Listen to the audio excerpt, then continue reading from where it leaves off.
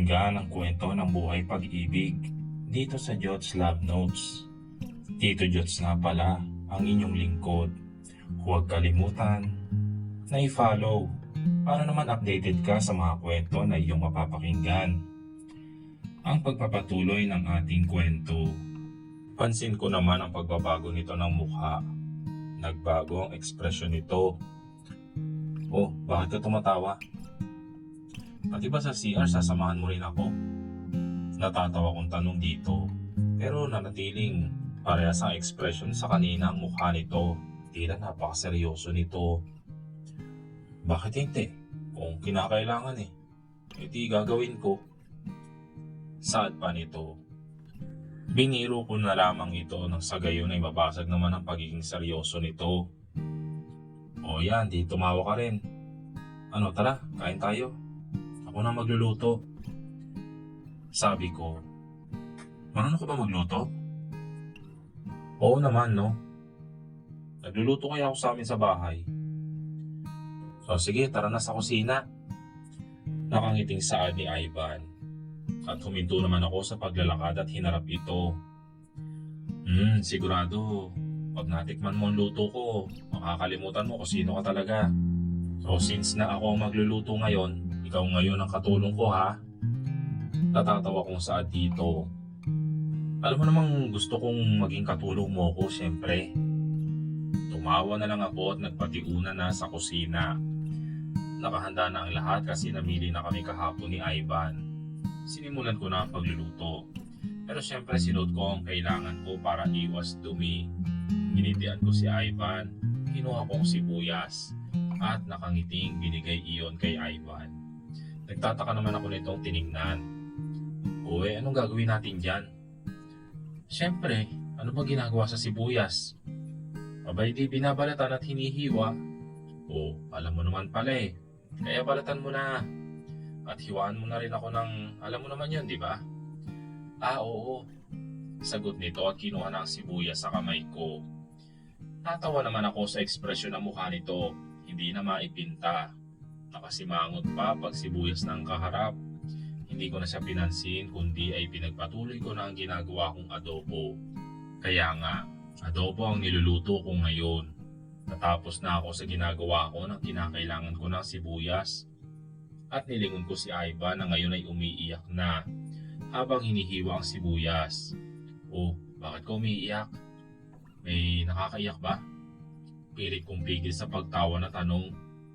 Kasi itong sibuyas O, anong meron sa sibuyas? Kunwaring nag-aalala kong tanong at nilapitan nito. Pinaiyak kasi ako nitong sibuyas. Alam mo, may tips ako para sa'yo. Ilayo mo kasi yung mukha mo dyan sa sibuyas. Pahabol na saad ko pa rito. Kaya pala, ganun pala yun Saad ni Ivan sabay kindat sa akin. Tusukin ko yung mata mo Bilisan mo na dyan. Kanina ka pa dyan Sibuyas na pinapahiwa ko sa'yo. Ang tagal-tagal. Saad ko rito at bumalik na sa ginagawa ko. O sige, ito na, matatapos na. Lihim naman ako napangiti habang nakatalikod dito. Natapos na namin ang pagluluto pero heto si Ivan hindi pa rin mapakali at iyak pa ng iyak. Patuloy na pagtulo sa pagluha nito. O ito na yung adobo Saad ko habang sineserve ang pagkain sa mesa habang si Ivan ay panay ang pahit sa luha. Ano, hindi ka pa ba titigil kakaiyak mo dyan? Kanina pa yun Pahabol na saad ko habang umuupo sa katabing upuan nito. Hindi ko nga alam kung bakit Ewan ko sa'yo. Tara, kumain na tayo. Ay, teka lang. Halika muna. Saad ko at hinila na ito. Maang naman itong napasunod sa akin. Saan naman tayo pupunta? Saan pa? Di sa CR. Ha? Anong gagawin natin? Ay, naku, dami mo naman tanong. Di maghihila mo, syempre. Di ba doktor ka? Nalimutan mo na yata lahat ng nalalaman mo sa doktor Saad ko habang pumapasok kami sa CR. Pinahilamos ko ito ng tubig. Mukhang nawawala na siya sa sarili. Ano ba nangyayari sa aking asawa? Matapos siyang maghilamos ay lumabas na kami ng CR at umupo na ng maayos sa sala. Nakakalimutan ko talaga pagkasama kita, Karina. Nakakalimutan ko lahat ng nalalaman ko dahil sa'yo. Hindi ko pa nga natitikman yung adobo mo. Nakakalimutan ko na yung sarili ko eh. Hala, ako pa si Lizzie. Hindi ko kasalanan na na-inlove ka sa akin oh. Ang mabuti pa, tikman mo na tong niluto ko. Kiting saad ko habang pinagmamasdan itong kumakain. O ano sa tingin mo? Tanong ko rito. Ha? Sino ka? Anong pangalan ko? Nagtatakang ekspresyon nito. Hala, baliw ka talaga. Sabi ko na nga ba makakalimutan mo yung sarili mo eh. Natatawa na saad ko rito habang kumakain na rin. Mukhang gusto ko lagi na ikaw ang magluluto ng kakainin ko ha? Uy, ano ka ba? Baka magsawa ka naman yan. Hindi no? Tuloy kami sa pagtatawanan habang kumakain. Ito ang pinakamagandang araw na nangyari sa aking buhay. Isusubo ko pa sana ang isang kutsarita ngunit napahinto ako nang biglang may kumatok mula sa labas. Baka kung sino na naman to. Kinakabahan ako. Baka kung ano na or pareho na naman ito sa kanina. Nagkatinginan kami ni Ivan at parang nag-uusap sa tingin. Nasabay kaming magbubukas ng pinto. Tumayo na kami at dahan-dahan na palapit sa pinto. Si Ivan ang nauna at nakasunod lang ako dito. Magkahawa kamay kaming dalawa. Nang buksan niya ang pinto ay parang hindi na ako makagalaw sa kinatatayuan ko. Sino ka? Hindi sumagot ang babae kundi ang kasama nitong lalaki. Siya si Sharina. Yung kakambal mo? Saan ang lalaki na parang kasing edad lang namin? Kakambal? Halos nanginginig na tuhod na saad ko. Siya yung babae na sumusunod sa amin mula pa nung nasa counter kami. Hinawakan naman ako ni Ivan, kaya parang napakalma rin ako. Pasok kayo, mag-usap tayo. Saad ni Ivan na ngayon ay nasa tabi ko. Sige. Saad ng babae na kakambal ko daw.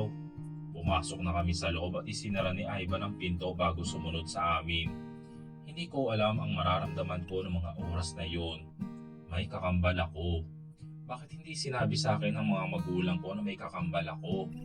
Magkaharap kami ngayon ng aking kakambal na kapatid. Habang pinagmamasdan ko ito ay nakita ko ang tattoo nito sa kamay na puso. Kakambal ba talaga kita? O nagpipretend ka lang? Sabihin mo nga sa akin. Ano ba nangyayari? Matapang kong tanong dito. Tumingin muna ito sa kasama nito na nasa labas. Kasama si Ivan. Tila nag-uusap din ang mga ito at bago nilingon ako at sumagot sa akin.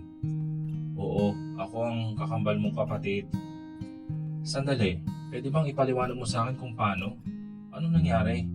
Paano ko nagkaroon ng kakambal? At saka imposible naman. Ano kasi, hindi ko rin alam. Sabi ng lolo natin, sinabi niya sa akin na may kakambal ako at pinakita niya sa akin ang litrato mo. Hindi nga rin ako makapaniwala pero hinanap kita. Dito lang pala sa Hawaii kita matatagpuan. Naluluha na paliwanag nito. Sa nakikita ko na lumuha ito ay hindi ko na rin mapigilan ang sarili ko sa pagpatak ng mga luha ko. Kung totoo yung sinasabi mo, nasaan yung mga magulang natin?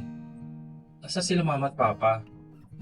Wala na sila. Mga bata pa tayo noon. Siguro mga 5 years old tayo noon. Naaksidente sila eh. Nung sinubukan nila tayong itakas doon sa mga gustong kumuha sa atin. Habang ako naman ay naiwan sa bahay kasama si Lolo. Ano? Wala na sila? Oo, pasensya ka na kung ngayon lang kita nahanap at nakita. Sorry talaga. Kasalanan ko naman eh. Kung di lang sana ako lumabas doon sa kwarto, sana buhay pa sana sila mama at papa, hindi tayo magkakahiwalay pa. Tuloy pa rin sa pagluhang saad nito. Hindi ko alam bakit at ano ang nangyari noon. Kasi ang bata ko pa noon. Napakasaklap ng mga nangyari. Natulala ako at napatingin sa hapag habang patuloy sa pagpatak ang luha ko. Sorry talaga, pasensya ka na. Kasalanan ko ang lahat. Nag-angat ako ng tingin at hinarap siya. Kita ko ang pamumula sa mga mata nito. Tanda na kagabi pa siya lumuluha. Namamaga na rin naman ang mga mata niya. Tumayo ako at nilapitan ito bago umupo sa tabi nito. Okay lang yon, wala kang kasalanan. At baka masaya na nga din sila mama at papa kasi nagkita na tayo. Nakakalungkot lang at hindi ko na agad nalaman na may kakambal pala ako. Hindi ko na rin nakita ang mukha ng mga magulang natin. Sandali, may picture ako dito. Tayong apat, sila mama at papa. Saad nito at binigay sa akin ang litrato. Habang pinagmamasdan ko ang litrato ay parang nag-flashback sa akin ng mga nangyari. At naalala ko na. Binigay ko ulit ang litrato kay ate at kinuha ang cellphone ko para kontakin ang mga umampun sa akin. Hindi ko man malaman mula sa kanila pero masaya na rin ako at inalagaan nila ako ng mabuti. Ate, alam mo, na-miss kita. Pwede ba magkasama ulit tayo? Yung hindi na tayo maghihiwalay pa. Oo naman, gusto ko nga. Magkasama na tayo laging dalawa. Nakangiting nagtinginan kami ni ate at biglang sinagot ni mama ang tawag ko. Hello? Sino to? Nginitian ko muna si ate at sinagot ang tanong sa kabilang linya. Ako po ma, si Karina. May itatanong lang po sana ako. Ibang number kasi gamit mo anak. Kaya hindi ko alam na ikaw pala. At saka ano ba yung tatanong mo? Bumutong hininga muna ako bago nagtanong. Kasi ma, sabihin mo nga po sa akin yung totoo, di ba? Ampun niyo lang po ako at may kakambal ako. Parang natahimik naman ang nasa kabilang linya. At parang hindi alam nang isasagot sa tanong ko. Anak, patawarin mo kami at inilihim namin yun sa'yo. Sabi kasi yun ng uncle mo bago binigay ka sa amin at itinago ka. Tapos yung tattoo mo sa tenga, yung palatandaan mo anak. Sana mapatawad mo kami sa paglilihim namin sa iyo ha. Balak nga sana namin sabihin yun sa iyo pero nauunahan kami ng takot at baka mapahama ka. Pagpapaliwanag ni mama, nadinig ko naman ang pagluha nito. Okay lang yun ma, okay lang. At least ngayon po alam ko na. Kailan ba kayo uuwi? Okay na ba si ate? Hindi pa namin alam anak pero ang ate mo naoperahan na ngayon. At sana successful ang operation. Pagdadasal ko po man na maging okay na si ate. Tatawag na lang po kayo pag pauwi na kayo ha. Papakilala ko po sa inyo yung kakambal ko. Masaya namang umuo si mama at nagpaalam na kami sa isa't isa bago pinatay ang tawag. Nakaalis na sila para sa operasyon ni ate. Ang bait pala ng mga nag-alaga sa'yo. At sana makilala ko sila at bukas idadalhin kita kay lolo. Papakilala kita doon. Iting saad ni ate. Kaagad naman ako lumapit dito at niyapos ito ng yakap. Sa abala naming pagyayakapan ay pumasok na rin sina Ivan at ang lalaki na kasama ni ate kanina. At sa tingin ko ay boyfriend din ito. Halata naman sa mukha at mga galawan. Lumayo kami sa pagkayakap bago tumayo si ate at pinakilala ko sa boyfriend niya raw na si Kian. Pinakilala ko rin sa kanya si Ivan na ngayon ay asawa ko na. O sige na, babalik na kami sa kwarto namin at bukas uuwi tayo ng Pilipinas para makita si Lolo. Iting paalam ni ate na ngayon ay palabas na sila ng room. Initian ko naman ito at sumagot din ako sa kanya. O sige, paalam ha. Ingat kayo. Good night. Ngumiti na si ate sa akin at kumaway na at bago naglakad na palayo. Nagkatinginan kami ni Ivan at niyakap ko agad ito. Ang saya ko ngayong araw na ito. Itutuloy ang susunod na kabanata ng ating kwento.